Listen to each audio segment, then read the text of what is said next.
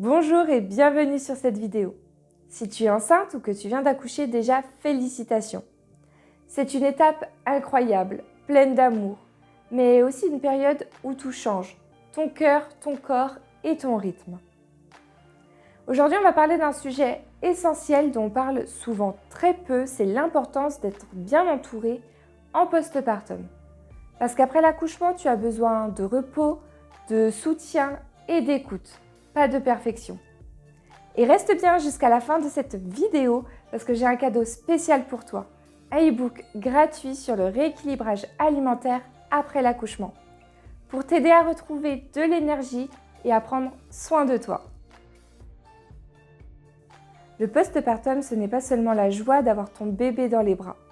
C'est aussi ton corps qui se remet d'un accouchement, des nuits coupées, des hormones qui montent et qui descendent et aussi parfois d'un sentiment énorme de solitude. Et tu sais, ce besoin d'être soutenu, ce n'est pas un caprice. Avant, dans de nombreux pays, on ne laissait jamais une femme seule après l'accouchement. Souvent, une personne de la famille, une maman, une sœur, une tante, venait passer plusieurs jours, voire plusieurs semaines pour s'occuper de la maison, du linge, des repas, pendant que la jeune maman se concentrait sur une seule chose, se reposer et s'occuper de son bébé. C'était un vrai cocon de douceur et de récupération. Aujourd'hui, malheureusement, on a perdu cette tradition. On vit dans une société qui valorise le fait de reprendre vite, d'être forte, d'assurer. Mais en réalité, ton cœur, ton corps et ton esprit, eux, ont les mêmes besoins qu'avant. Du temps, de la bienveillance et du soutien. Mais parfois, ce n'est pas si simple. Tu peux avoir un entourage, mais qui ne propose pas d'aide. Et quand toi, tu oses demander, on te répond « Ah, mais j'ai pas le temps cette semaine » ou « Tu t'en sors bien, t'en fais pas ». Et là, c'est dur. Tu te sens incomprise, voire coupable de ne pas y arriver seule.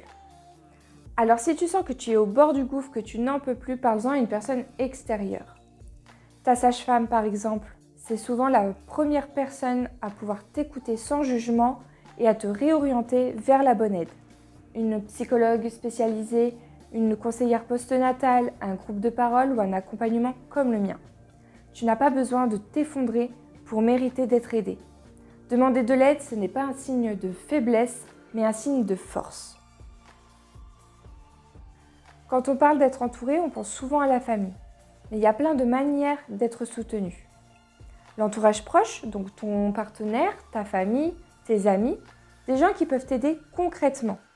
À faire à manger, passer l'aspirateur ou garder bébé 30 minutes pendant que tu dors. Les professionnels, donc les sages-femmes, les kinés postnatales, les consultantes en lactation, les psys, les conseillères postpartum, ils sont tous formés pour t'accompagner dans cette période de transition. Et les autres mamans, parce qu'une maman qui comprend ce que tu vis, ça vaut de l'or.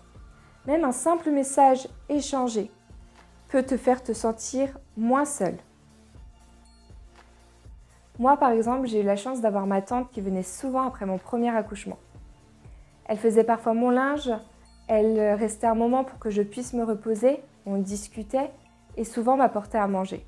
Et ça, honnêtement, ça change tout.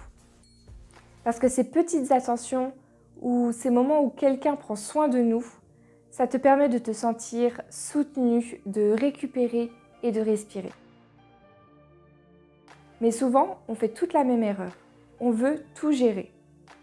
On se dit « je ne veux pas déranger, je vais me débrouiller, je dois y arriver » et on s'épuise. Mais tu sais quoi? Tu n'as rien à prouver. Une bonne maman, ce n'est pas une maman qui doit tout faire toute seule. C'est une maman qui accepte de l'aide car elle sait que c'est mieux pour elle et pour son bébé. Voici quelques pistes concrètes. Avant d'accoucher, prépare ta team postpartum. Note les personnes sur qui tu peux compter, même pour des petites choses. Fais une liste claire des choses que tu aimerais déléguer. Les repas, le linge, les courses ou juste une présence. Ose exprimer tes besoins. Ton entourage ne savent pas toujours quoi faire, mais ils veulent souvent aider. Alors n'hésite pas à dire « Est-ce que tu peux me cuisiner quelque chose ?» ou « Est-ce que tu peux venir 1 heure pour que je puisse faire la sieste ?» Et si tu n'as personne dans ton entourage, n'hésite pas à chercher du soutien extérieur. Il existe des associations, des groupes de mamans, des accompagnements postpartum ou des professionnels formés pour ça. Tu n'es pas seul. Et si malgré tout, tu sens que tu manques quand même d'écoute, de soutien ou de repères, c'est exactement pour ça que j'ai créé Maman à tout prix. En 60 jours, je t'accompagne pas à pas, avec des routines concrètes pour retrouver de l'énergie, des outils simples pour alléger ton quotidien et surtout un vrai soutien émotionnel. Je suis là à tes côtés comme une présence bienveillante pour que tu ne sois plus seule dans cette étape. Alors souviens-toi, le postpartum ne se vit pas seul. Avant, les femmes étaient entourées et tu as toi aussi le droit de l'être. Tu mérites de te reposer, d'être soutenue et écoutée. Et je t'offre en cadeau dès maintenant un e-book sur le rééquilibrage alimentaire après l'accouchement que tu pourras télécharger juste en dessous dans la description. Merci d'avoir regardé la vidéo jusqu'au bout. Si elle t'a parlé, pense à liker, à t'abonner et à la partager à une maman qui en a besoin. Et n'oublie pas qu'une maman qui se sent bien, c'est toute la famille qui s'épanouit. Je te dis à très bientôt dans une prochaine vidéo.